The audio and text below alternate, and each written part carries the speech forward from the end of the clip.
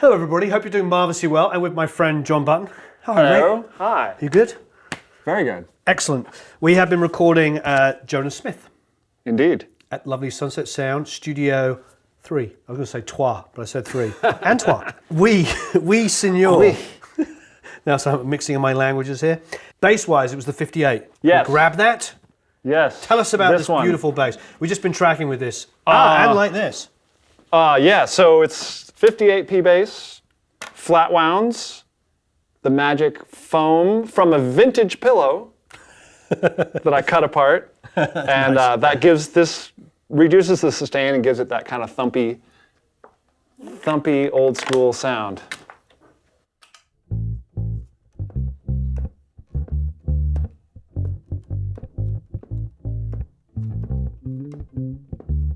And I asked you, when we were talking about this session, I said, is there anything special you want me to bring? You said, definitely bring something with flat wounds. Yep. And that was the right call for this song. Yeah. I think. So I just listened to his voice and was like, his voice is, just has that sort of classic R&B. Totally. Stacked, Motown-y, Yep. Atlantic, all the things that we love. Yeah. So, hey, I think James Jamerson. So totally. So this worked. And you told me you got this from New York? I did. I got it at Guitar Center. Wow, there you New go. In the vintage room in New York in Guitar In Center. the vintage room in New York, yeah. Yeah. I had to have a bit of work done to it, but it's now pretty killer. And it's really nice to have two P basses, one with bright round wounds and one set up like this. Here, I'll play this one. Yeah, let's hear it. So here's what this sounds like, and then if we swap over to, this is actually my main P bass, is a 65, and I usually keep it without the foam and with round wounds on it. So it's a little more, got more sustain. Beautiful. What do you use live? Is this your preferred bass? This is like, I use this always for everything, pretty much. It's just my main bass. John's playing with The Who at the moment, which is rather special. Yeah. Yeah. So when you're doing the John whistle, dum dum dum dum dum dum dum. That? Yeah. Yeah, I do. I kind of. How's the main riff played on bass? Dum dum dum dum dum dum. That's how I play it. So he plays it an octave, the same octave as the guitar. Yeah, I guess. I mean, Yeah.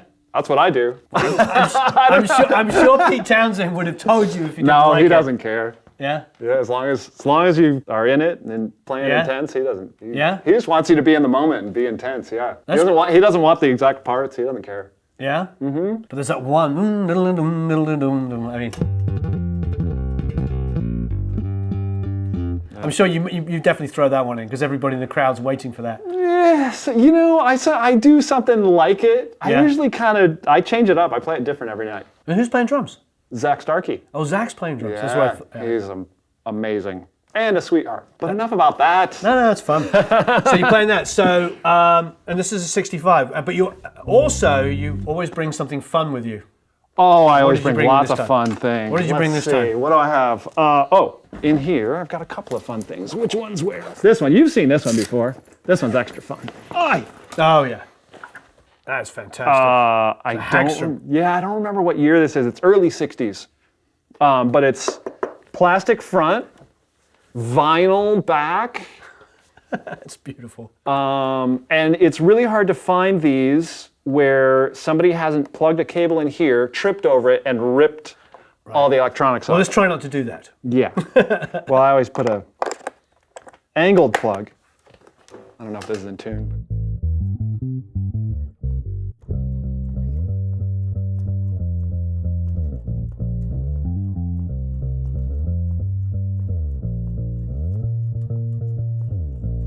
Just kind of funky fantastic. sounding and cool, and It's like a guitar player's bass. It is kind of. Yeah, short scale and all small and Yeah, it's all nice, fun. narrow, Yeah. for us little guitar player fingers. Don't look at the tape marks. Hey, whatever works. Yeah, I that's put those beautiful. on in a studio a while back, and when I did it, my buddy was like, I'm going to find those on there in 10 years, I know it. Yeah. Which is probably going to be true. It's like Brian Ray said that on Paul McCartney's Hofner. It still has the set list from the Hamburg days. Oh, you're kidding. Oh, that's amazing. Yeah. That's super cool. And then also, Tal Bachman has his dad's guitar, and it has the Guess Who's set list taped on it as well. Right, wow, that's cool. Nice. Fantastic, love that stuff. And then what else you got? You're talking of Paul McCartney. You've got, of course. Yeah. Gotta always have a Hofner. It's got a little dust on it. And what year is that? Good question. I think it's a 62, 63, something like that. It's one of the early ones. Yeah, it's in. I know, it's like mint condition. I'm afraid to touch it. Yeah, well. Oh, you definitely got to touch it. But.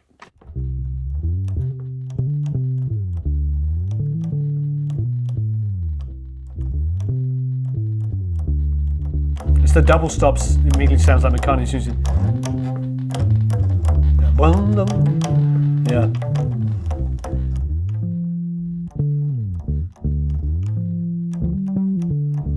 Yeah. Gorgeous. There you go. That's what that sounds like. Fantastic. So let's give us a little bit of a rig rundown on the pedals here. Right. So this is kind of interesting in my opinion. So I've got my main little deal over here. So I've got my DI here, a Noble DI, which is kind of becoming a go-to. All the rage with all the rage. bass players around LA and Nashville as well, and all over the world. I kind of feel like Nashville started it. Is that true? Could be. First time I heard about it was from Nashville. Jack that makes these lives up in the Bay Area, I believe. Oh, okay. He's a really cool dude. Yeah, and this sounds great. It's all tube and really beautifully built. Anyway, so that's my DI.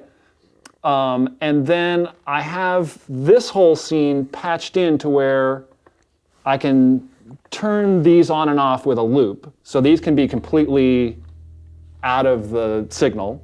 Yep. And then if I put them on, I've got an octave divider going right now. I can use this to change whether I want the effects to be only in the amp or in the amp and the DI. That makes sense. So like when I'm using a distortion, I'm gonna wanna have it just in the amp. But like if I was doing some other thing like that, I'd what is probably that? want it in. Is that the Eventide? The H9 harmonizer. Two-whirl. That thing does everything. I love that. So yeah, so that I kind of envisioned this whole thing in my head for years and couldn't figure out how to do it, but now I've got it dialed in. And it's really nice because in the past, I would just have all my pedals kind of in a bag, and if I wanted one, I'd plug it in. If I wanted it before the DI, I'd have to unplug everything and replug it. And a lot of sessions these days move so fast. Mm-hmm. There's not time to like, hey, can you mute me and let me repatch this? Sure. Now I can just click, and I'm ready to go. Mm-hmm. And if I want to like test several, if you, do you want this distortion or do you want that distortion or that one? So, you can swap through them really fast and go, oh, I like that one is the one that works for this. Well, this focuses on pedals, so can I hear just the Eventide on its own? That was pretty amazing. So that thing does kind of a whirly sound. It's beautiful. And this thing will do everything under the sun. It's got a distortion in it that's pretty cool. And then it's got distortion with an octave in it. Oh, hello. Oh yeah, could write songs with that.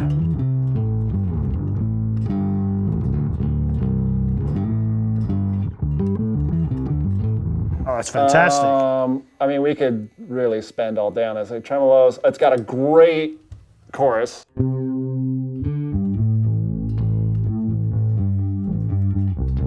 Love it. And this is fun. This is a delay that changes the pitch.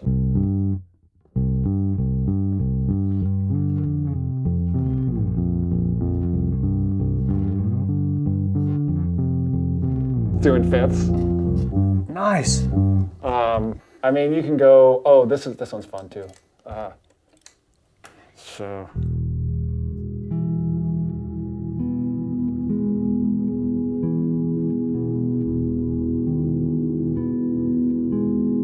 Beautiful.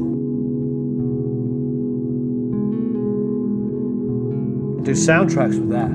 Totally. And what else is really fun? I mean, oh yeah, like a T-Wah. anyway, we could go all day with that. Let's move on. Let's move on. So yeah. let's check out. Let's start over here. I've got. We were jamming with that earlier. The Octabass, EBS Octabass. That's that. And then next in line, I have the vintage bass micro synth. Oh wow! Forgot how good this is. So this can do a million different things too. So we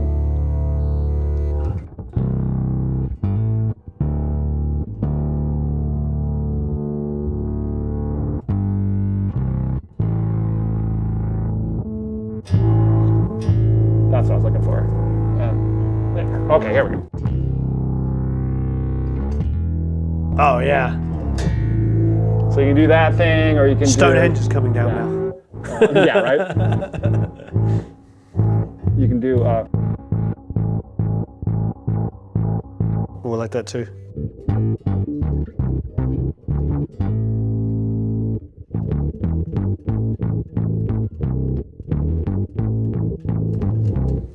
Anyway. Beautiful.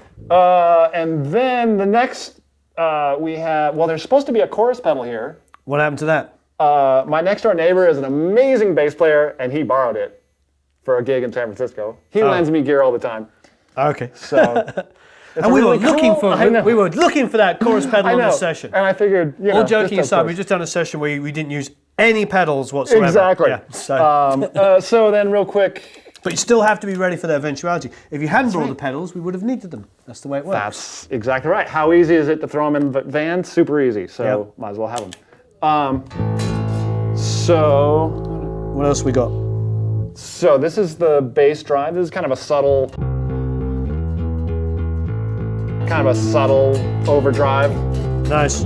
for just a little grit. And then next is that Wren and Cuff, which is basically a big muff.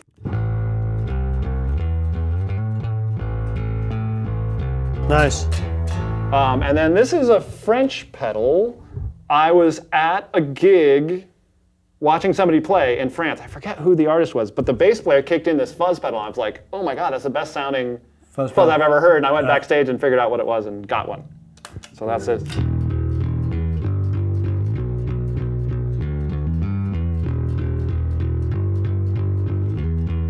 And then this thing is basically a rat, kind of a fancy rat. Lower box.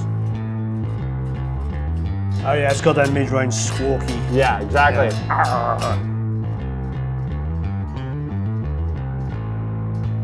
It's fantastic.